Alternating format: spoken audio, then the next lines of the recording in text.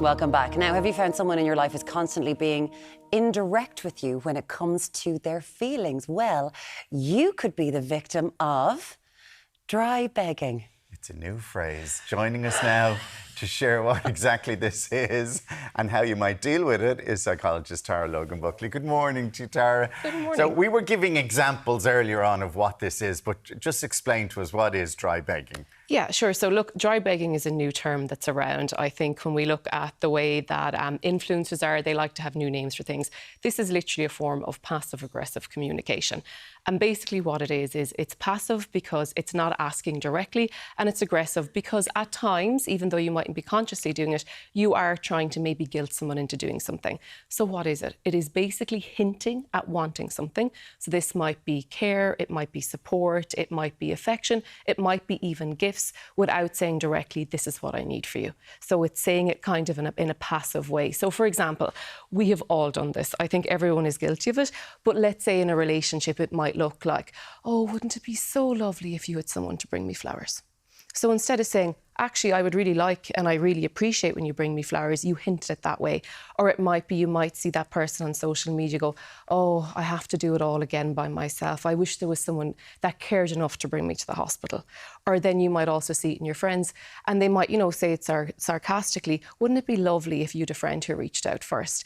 So it's people asking for their needs to be met, but being afraid to directly say it. Where I would go, when are you going to buy me flowers? You quite literally, I've never known you to be indirect about anything in your life. When are you going to buy me He flowers? Is a block to the and head. why am I getting the flowers? Exactly what you want. But I suppose in this, so we all know passive aggression in any form of relationship. This isn't just a romantic relationship. It can be with your family members, your parents, your partner, your friends, right? Absolutely. Your children even, I am assuming, right? Yeah. So why might it happen? Why is it easier for someone to be passive-aggressive about this rather than saying what they need immediately? Could it be, I have asked you to empty the dishwasher 75 times, you never pay attention to it, so I'll just keep on mentioning it this way? Yeah. It can be. It usually comes from three different places. The first thing it comes from, for a lot of people actually, is it's fear of rejection. So they might have had experienced a lot of rejection in their life, and for them, rejection is actually a really painful thing. So for them, actually asking for a simple need to be met, even for help, that actually might be a very, very hard thing to do. So instead of asking for it outright, they will use this form of passive aggression because they're too afraid of the rejection that comes. So that's a lot of people. For the second time, it might actually be that it's a learned behaviour from early childhood. You might have lived in a household where if you directly asked for something, you were either punished for asking for it or it also wasn't given to you. So actually what you to do from a very young age is you to hint and maybe that thing would be given to you. The third one is a little bit more of the malicious way. You're actually using it as a form of control. So you're using this vulnerability as a form of control, so it's kind of masked, in order to use guilt on your partner or your friend or your children or whatever it is to actually get a need met.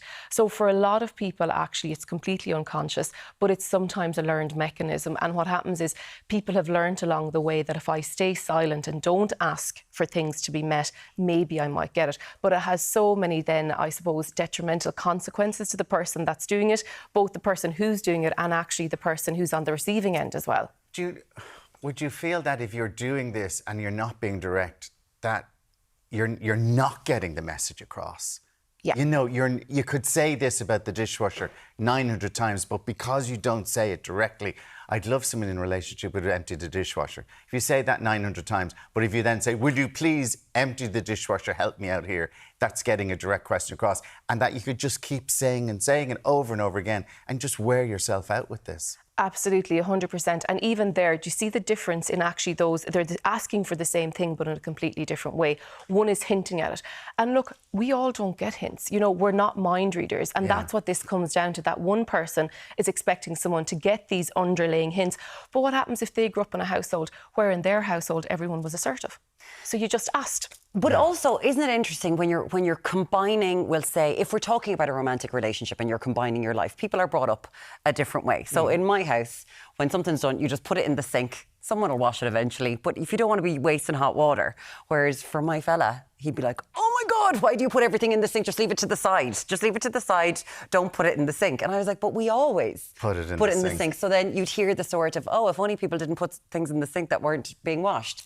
And I'm like, but that's what we did in my house. Mm-hmm. These are things you genuinely, over time, they could start to annoy people. You have to, we had to sit down and have a chat about it. Yeah, But absolutely. at least you're sitting down and having the chat about it. This is the thing. Yeah. It's kind of like, this is what I grew up with. Yeah. It's what you do. And that's the most important thing. Here, what it is it's changing it from a passive communication to a direct communication. And for a lot of people, that might be very difficult for some of the reasons that we mentioned.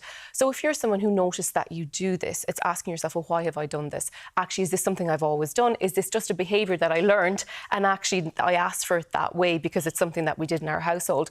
And it's trying to change that. And I know that asking for stuff directly can feel a little bit icky for people at the start because it's so new to them. But it's practicing it with someone that makes you feel safe. It's saying with that partner, say, actually. And then for a partner, if you notice, oh, actually, oh God, my girlfriend or my boyfriend or my spouse does this the whole time, it's always starting with compassion. As you said, maybe actually this is just how it was done in their household. Maybe actually they do have a fear of rejection because, you know, I kind of know that their confidence is a little bit poor or their self-esteem or their self-worth. And it's saying, actually, it sounds like you're wanting something from me. You're asking me for something. What is it? So just being outright and forthcoming so it can go both ways as well. Can I ask you then, for somebody who does this, know they're doing it and are doing it just to be sly and to be sort of totally negative towards their partner? Like, and if they're doing that, you'd need to call that out.